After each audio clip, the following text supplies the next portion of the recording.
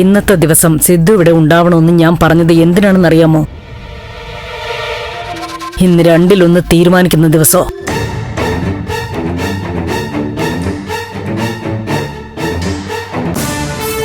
ഒന്നുകിൽ സിദ്ധു എല്ലാ കാര്യങ്ങളും ഞങ്ങളോട് തുറന്നു പറയുന്നു, അതല്ലെങ്കിൽ ഞാനും നന്ദനും രജനിയും ഈ വീട്ടിൽ നിന്നിറങ്ങുന്നു.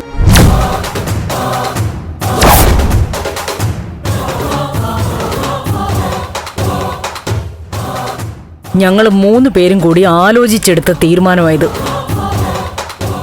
ഇനി ഇത് നീട്ടിക്കൊണ്ടു പോകാൻ പറ്റില്ല.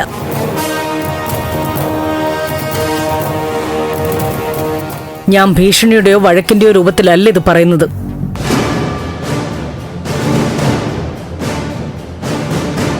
എന്തായാലും ബഹളം കൂട്ടി മുന്നോട്ട് ഉദ്ദേശിക്കുന്നില്ല.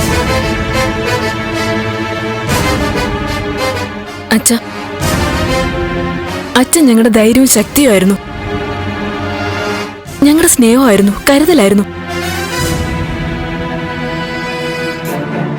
പക്ഷേ അച്ഛൻ ഞങ്ങളെ ഒറ്റയടിക്ക് കൈവിട്ട് കളഞ്ഞു. ആശ്രയം നഷ്ടപ്പെട്ടതുപോലെ ഞങ്ങളിപ്പോ നിൽക്കുന്നത്.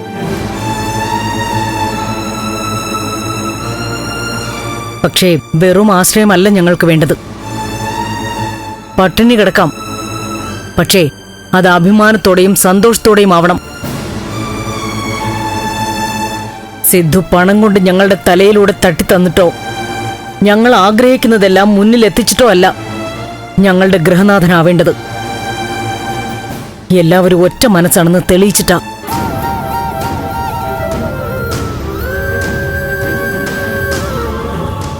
ആരും രഹസ്യങ്ങളും മൂടി വെക്കുന്നില്ല എന്നറിയുമ്പോഴേ കുടുംബജീവിതത്തിൽ ഒരു വെളിച്ചവും വിശ്വാസവും വരൂ.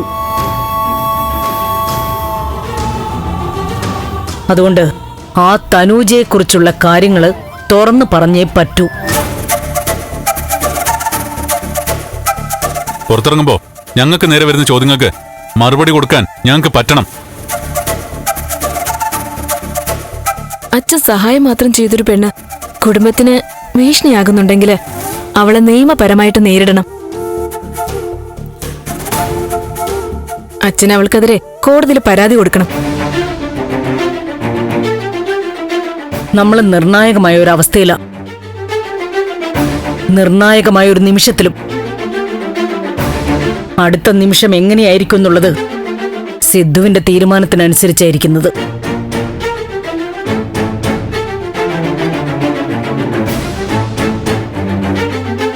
നമ്മൾ ഒരുമിച്ചാണോ മുന്നോട്ട് പോകുന്നത്, അതോ വേർപിരിയലിന്റെ സമയമായോ എന്നുള്ളത് ഇപ്പൊ തീരുമാനിക്കണം. അയ്യോ അമ്മേ,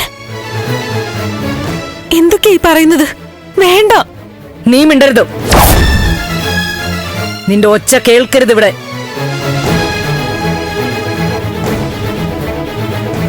പക്ഷം പിടിച്ചു നിന്ന് ഈ പ്രശ്നം ഇതുവരെ എത്തിച്ചത് നീയാ.